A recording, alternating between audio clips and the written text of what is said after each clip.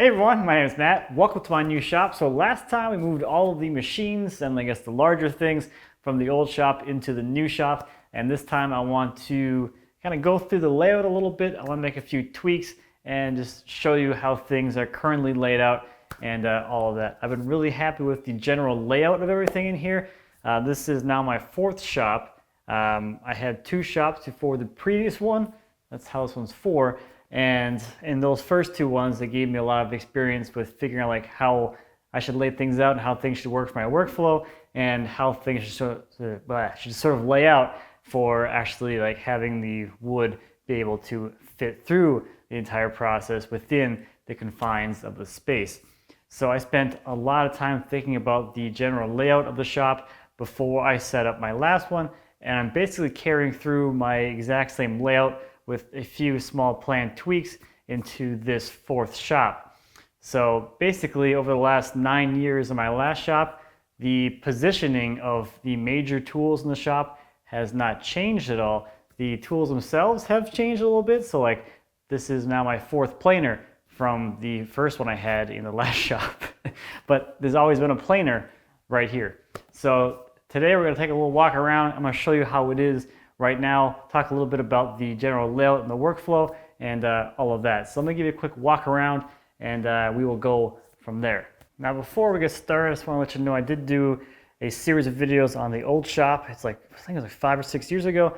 It is a shop tour, a look at the old shops and then some information on setting up the old shop as well. So it's 3 videos. I will link them up in the cards and down there for you if you want to check those out. All right, so now again, the old shop was 20 by 20, so it was 20 feet deep, 20 feet wide. The new shop that I'm in right now is 20 feet deep, so same exact depth, but it is 32 feet long, so it is 12 feet longer than the old shop. So basically the way I have it set up right now, the old shop ended right at where this soffit area is, right down to the ground there. So looking at it this way, this would be like me standing in my driveway looking through the window, I guess, because this would have been the back wall right there. So first off, let's talk a little bit about the entryways in the old shop and sort of compared to the new shop, because getting in and out of the shop is, kind of an important thing.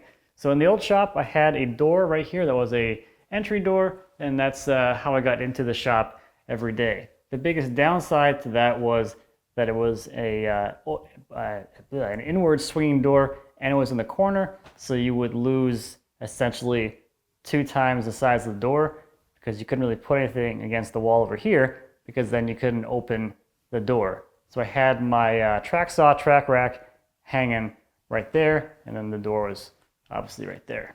So as I walked into the shop, this is the general view of what I saw. Now the other, I guess, entry area was the entry area for materials, and that was right here with this door. So I would really only open this door here for cleaning, so I'd open it up and blow all the sawdust out, and then this door here served as the way to get materials into the shop. Over the years, this toolbox got parked here along with my metal cutting bandsaw. This toolbox was like one of the biggest improvements to shop organization that I have had. We'll talk about a few of those in a little bit, but just having everything in one nice box like this has made that process so much nicer. So that, as you can see, limited my walkway path to just this. So that's maybe like a 18-inch aisle to get through there, which is about the same as some of the other aisles that we'll see in the rest of the shop. Now as far as entrances for this shop, for the overhead doors, probably going to do something very similar where, this door is probably not going to use super often, but then probably that one, that's what I'm using the most right now, will become like the main material in and out. We'll get to that a little bit when we kind of reconfigure things a little bit, but then the other door here, the entry door into the house, is a door that swings that way, so into the house, not into the shop. So that's going to save me a little bit of configuration thoughts. It's also, not in a corner, which I think is actually a little bit nicer. So let's take a little walk around the shop and I'll give you a little tour of how I have things set up, I guess. So let's start over here by the main door area. One thing I'll let you know about is I had some boxes laid out to represent tools that are not in this space right now. So this box here represents my router table. So I would come in here and my router table would be right there, and I have the drills and stuff and my desk. The hand tool cabinet was on that wall, and then we get to the assembly table area, and then over there is the workbench. Behind the workbench, I have my lathe, which doesn't really get used a whole lot. And then I had my dust collector over here represented by those boxes and the new cyclone. So the one kind of thing with this is it doesn't really leave me a whole lot of room around the workbench. So I know it looks kind of big, but that's this camera making things look big. This is a little bit of a choke point here, so that's another about 18-inch little walkway to kind of scoot your butt around here. And then you have about that back here behind the workbench. That space behind the workbench didn't really become too much of an issue until I started filming videos and having to like stand behind it. Otherwise, it would not be a huge deal because I didn't really spend a whole lot of time on this side of the bench. And now looking out this way towards the assembly table, I've got a little wall, I guess, or aisle of tools. So in the old shop, I had a support column which was right here. So that kind of limited things as far as our layout, but kind of worked out in the layout's favor too, because I got to have this cluster here in the middle, which I actually ended up liking a lot, I guess. So this island kind of thing here is probably gonna stay, although I had the flexibility to kind of shift it around, which would be a little bit nicer. Along the back wall is, again, kind of where I park some stuff. So I have the drum sander back there, doesn't get used super often, and then the spindle sander next to it. Those are kind of the things that are parked along with the tools over here. For small stuff, you can use them right where they are, but if you want to do some bigger things, you need to move them away from the wall. They're all on wheels though, and it's a very quick setup thing to just pull them up from the wall, do your work, and then if you are smart about it, put them back when you're done. So now over here is, I guess, one of the more newer modifications to the shop environment. So the toolbox is a year old. I got that a year ago. So that takes up a lot of the free space that I previously had in the shop. So that used to be some nice space for staging things. And then when I bought the Bridgeport, the metal bandsaw came over here too. So with this dust collector here, I had just enough space back in here to pull out the bin and stick it out the door and then put it back. So that's what dictated the position of that chop saw. And then walking through here, we got the jointer, which is on a mobile base, just like everything else. And then I have my outfeed table with storage in it there. At the old shop, I did not have the ability to put this door on because the jointer was in the way, which it still currently is right now, but hopefully that will change a little bit. I have my small parts bins, which are on top of my outfeed table. You know, it was a decent spot at the old shop because, you know, there was a wall right there.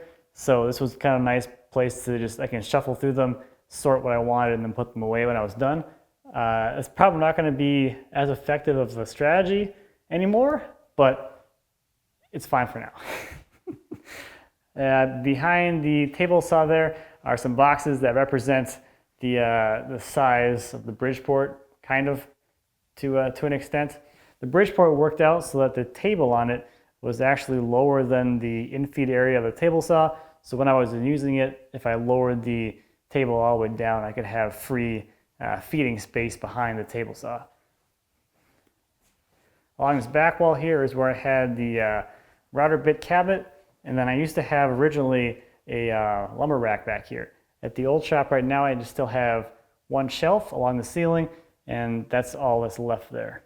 And then coming back around here, we've got, again, the drum sander and the spindle sander over there, and the bandsaw is here, and the scrap bin. This is the best place I found for the bin because it is right by the table saw, which makes the majority of the offcuts in my shop.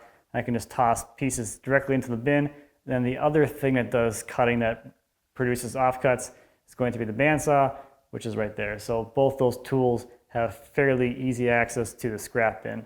So as I was thinking about the layout of the machines in the shop, I was considering a few different things. So first off is a logical workflow for that workpiece or the materials through the shop. And then the second kind of big thing in my mind was having the machines configured in a way which would allow me to run like a 8-foot long piece of material through all the machines without having to move the machines around. In my previous shops, that was one of the more frustrating things for me, or like the deficiencies that I saw was, yes, I could work with an 8-foot long piece of material, but I had to move things like a lot. So instead of just getting in the shop and getting things done, I'd be reconfiguring machines to open up in-feed and out-feed space. So I really wanted my in-feed space to be always there and my out-feed space to always be there, or at least there the majority of the time for the majority of things that I would do in the shop. So let's take a look at the different machines in the shop. Really, there's like 4 of them we're going to talk about, and we'll go through the arrangement. So I'm going to put you out there in that area as we walk through this, because I'll be kind of going around through here. So the first thing would be the piece of material. This happens to be an 8-foot light fixture, but let's pretend it's a board that's 8 feet long, because I happen to have one of these right now. So my workflow is generally the board comes into the door and they'll come over to the table saw and outfeed table, and this is where I usually chop things down. That would be if I wasn't doing a video about it. If I was doing a video about it, I'd be chopping them down over there because there's more room to film and work around things. But in a perfectly efficient scenario, I'd come in here with the piece right to the door, put it down, and this would be my breakdown area. So my pieces are all broken down. I can stack them on the outfeed table, and I can come right to the jointer, joint my boards. I can stack my jointed boards either on the outfeed table, on top of the planer, or on the workbench, or on the outfeed table or on the assembly table if we get far enough down for that. You know, all your boards are planed, they're in a stack. The nice thing about having multiple areas for things is if you have a whole stack of boards, you can have the boards that are waiting to go through, and then you can have the boards that have come through in a separate stack, and it's a little bit, harder to mix up which boards have gone through already and which ones haven't yet. So then from there, they'd be back over here on the table saw. We'd be doing our rip cuts, our cross cuts, and things like that. And then the boards should be prepped for whatever you're doing next to them, so they come back over here to the workbench or the assembly table. So now here's the things that were really important to me, and that was having things set up so I don't have to move stuff around. There was going to be one exception to that, which we'll get to in a second. So I don't work with 8-foot long lumber super often. If you're doing furniture, it's pretty rare that you have to do something with a full 8-foot length.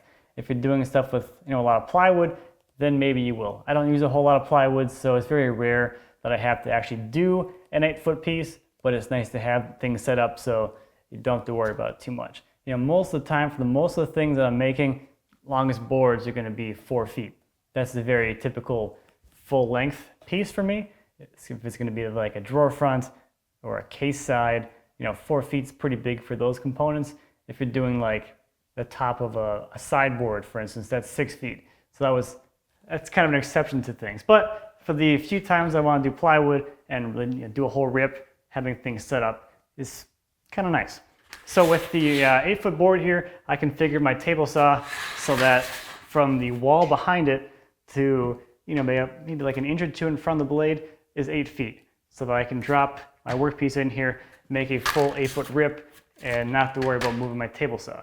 Now next up are 2 very similar tools as far as feeds go, because they're in the middle of the shop.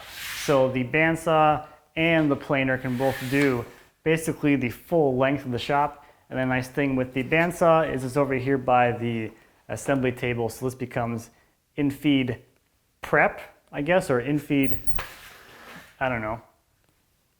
Prep's a good word for it, I guess. In-feed storage space, so you can put all your boards down here that you want to run through your bandsaw, and you have a little bit more of a organized production run through the saw kind of thing. If you want to do a really long cut, you can do that. You have more than 8 feet on the in-feed and more than 8 feet on the out-feed as well. And you can see as we get to this side, the table saw becomes the out-feed side of things and allows you to put your boards down when you're done cutting them. So the inverse is true of the planer. The planer is a little bit interesting though, because to do 8 feet, you actually have to drop under the jointer table and go into the planer.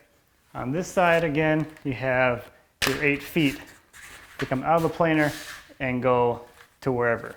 And actually the planer and the bandsaw, because they're in this kind of orientation, you can do 9, which is kind of nice in case you want to go a little bit longer. Now the one tool that does not work for this 8-foot thing is going to be the jointer. Because of where it's sitting, it gets blocked by the table saw and the Alfie table. They are higher than the tables on the jointer, and that blocks anything longer than about 4 feet. So it's actually 51 inches is the maximum length I can joint without moving the jointer. So in order to joint longer, it wasn't a huge deal. I can just grab the jointer, pull it away from the wall, and just swing it out into this space so that I could clear the corner of the Alfie table, open up the door, and then I could joint whatever length I needed, longer than 8 feet too. That wasn't a huge deal. Because again, it's not something that happens super often, maybe twice a year. I'd actually have to joint something that long, so it's not a big deal. The other solution to this would be to raise the jointer up about 2 inches, and that would allow it to clear the Alfie table and the table saw, but this moving it in and out was not a huge deal. It's on wheels, it's heavy, but it rolls as long as you put your butt into it a little bit. It's very easy to swing it out and then put it back when you're done. So very low effort modification to the layout in order to achieve more functionality that's not super common for the things that I make. Now you may have also noticed one small issue with this, and that is with the planer. It also needs a little bit of an adjustment sometimes. So if I want to plane something that's wider than about 12 inches and longer than 3 or 4 feet, I do need to move the planer, but similarly to the jointer, it's on wheels. It can slide around over here past the Alfie table, and then I can plane things wider without too much of a deal. So for the machines, it's just little moves to get them to do more, but for the vast majority of the things that I do, they don't have to move, which is the most important thing to me. So this layout allows for the shop to be essentially split into 2 kind of areas or zones based on the 2 garage bays. You have the roughing area, or like the board prep area over there, where you're going to do a lot of your larger work, and then you have the area over here where you're going to do your more finessey work or fitting work and things like that. So you'll be over here doing things on your workbench, cutting joinery, finessing joinery, doing some final tweaking and assembly. Maybe you're like me doing some hand cut dovetails. That all happens pretty much in this area. If you want to drill a hole, it's over there. If you want to cut a mortise, it's over there. So this is a little more of the less, wood processing intensive area than over there. So that's kind of the general, overview of how things are laid out. The other thing with the smaller tools in here, they're not used super often, and they're really easy to, maneuver and move around. So if I need to bring the drill press out or the mortiser out, they're on carts, they're on wheels, they can come out pretty easily and get parked back away. So they're not tools that get used all the time, so they can be stored, but at the same time, they're really easy to move around, so it doesn't really make sense to have them set up like in a big open space permanently, because that just basically wastes space. So with all that said, let's talk a little bit about rearranging and actually get into a little bit of a push into the space over here. So my ideal kind of vision for this is that this is going to give me more space for woodworking in, 2 main ways. It's going to give the woodworking tools more space to have a little more room around them, and it's also going to take the things that are not woodworking related out of the space, which will give me more room for woodworking stuff. So the biggest thing, well, there's a couple big things in the space, but the biggest thing obviously is the Bridgeport. So the Bridgeport will now move over into the corner over here. I really like having the Bridgeport in the corner. It really utilizes the corner space really well and has worked out really nicely in the old shop. So the Bridgeport will move from, it's basically going in the same place. It's going in the far corner of the shop, but now that far corner just happens to be over there. Okay, so next are 2 pretty big things, the toolbox and the bandsaw. They will open up some space around here and give me some more room to work. That's gonna be nice, so I can get these guys moved over there. The toolbox, again, is it's full of tools that I don't really use in this shop. if I'm going to use these tools, it's going to be outside, so having these things close to a door makes the most sense for me. So I'm going to put it probably against the wall by the far door. I think that makes the most sense.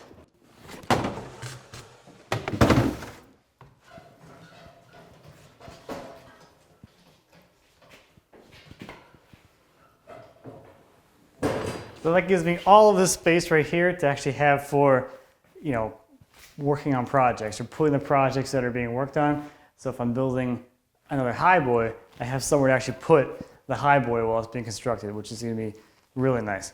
Now, one next thing. The next thing is going to be the dust collector. It is currently heavily crowded in the workbench.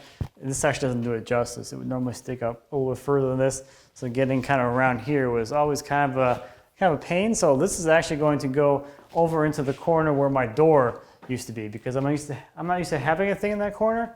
I think it's going to work out really nicely. The other two, I guess, areas I was thinking about is behind the table saw, which I think is going to be a little bit cramped because I still want to be able to have, you know, a lot of open space behind there. And then the other one that makes a little more sense for actually emptying the bin would be over here in this corner. But I don't really like the idea of a pipe coming over top of the workbench and blocking some of the vertical kind of space there. So I think just for pipe management, back in the corner there is going to be the best place to go. Not super ideal for emptying it, but I'll put the bin on some wheels. It won't be that big of a deal. So I have to get these boxes out of here, free up some more space. So these boxes are, of course, empty right now, but we'll just put the cyclone piece over here. It's going to go somewhere in this corner. And it's actually going to take up less space than the doorway did. Oh yeah. Look at all that space around the back of the bench now. Now I can actually walk around here and not feel super constrained and get at everything. Ah, this is nice. It's just nice to have breathing room more than anything. That's all this is. Just breathing room, room to walk around. This is great. So now the next thing is going to be just kind of stretching things out a little bit, which I'm also looking forward to get these aisles a little bit wider. I did lie a little bit because, yeah, the bays here are not all equal. So this first bay is actually 11 feet wide, and so is the back one. The middle one is 10. So I've actually already gained a foot of width in this first bay, and that has spread out the space between the desk area, my assembly table, and then this stuff over here. It's only 6 inches on each side of the assembly table, but it's so much room. It makes such a big difference. So where's my tape measure? So between the assembly table and the planer is now 3 feet. It was previously, what, like 2.5? Over here, same thing, 3 feet. So I had about 2.5 foot wide aisles. So by the time you open some drawers and things, it got pretty tight. I mean, it's not like super spacious right now, but I'm telling you, it's incredible what just 6 inches does. So that's over here. Let's do something similar on that side of the shop. So currently, I'm going to go with the kind of narrowest point here, the choke point between the table saw and the dustbin is a little under 2 feet. So we're going to go that way about, let's just start at 6 inches and see where that kind of goes.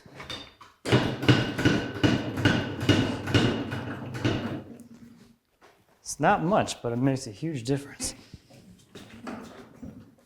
Ooh, this is already roomy.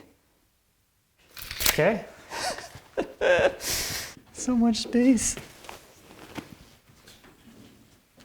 There, how about that? That's a crazy amount of room here. 33 inches from the dustbin to the side of the table there. That is going to provide me with quite a bit more breathing room over here. Look at this. Look at all this room here. Now that really just leaves me with one kind of weird oddball thing, that is the jointer. Because there was a wall here before, this placement made sense. Right now, it becomes a wall, and now I can't get over here without going around the table saw this way. So I'm thinking of 2 possible positions for this that make a little more sense than being right here. First of which would be kind of right in here, nested into the table saw. That's a very common position for a jointer for using some space. That's a consideration. You know, I have a lot of room over here still, so I think it'll be okay, but it might feel a little tight as things start to kind of fill in this bay. And the other place that makes sense in my mind is against this door here. Since I don't really need to use a door super often, this might be a good place for it as well. It will make dropping a dust collection thing to it a little more interesting versus over here. I can have one drop that splits to the table saw and the jointer. I don't know. It's not, I think I'm gonna stick it in both spots and see where it kind of makes the most sense.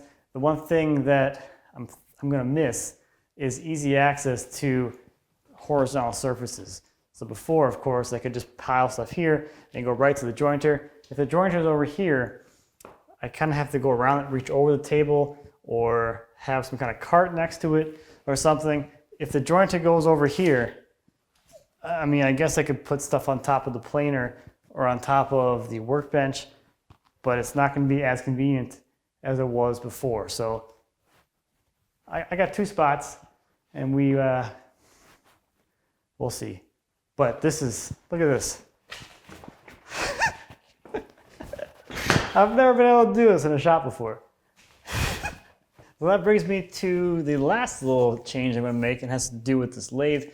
So one of the, I guess, the most helpful and insightful, I guess, philosophies that I have started to kind of think by in the last few years has been the idea that this is a workspace. This is not a storage space. So the biggest change I made in my last shop, which was huge for me, was the thought process, that mental change when I thought about that for lumber. The shop doesn't need to be the permanent storehouse for all my lumber, especially since I have other places that would be better suited for storage. So that kind of brought me to the next thought process, where we have the barn here and I have storage in there as well. So for a lot of the small stuff, which I've already done, is just put a lot of stuff into the cabinets that are in there in the upper space. And another thing that kind of clicked in my mind as we did the move was that the stationary tools, which we think of as hard to move and stationary, become more portable when you have a way to move them around.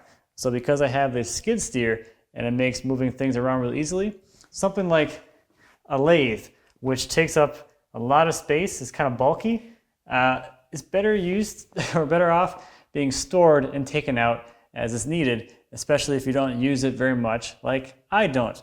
So just for kind of curiosity's sake, I went back and I looked at how many times I've used a lathe in the last 4 years. I've used it 3 times. So for that reason, it makes more sense for me to put this thing into storage and bring it back in when I need it. The 10 minutes it takes me to drive and pick it up and bring it in here is kind of worth it to have this space around the workbench back and just kind of get this thing out of the shop. So I'm going to just give the ways a quick spray down with some T9 and then throw it into the little storage area in the barn. That's where it will live until we need it for some other project.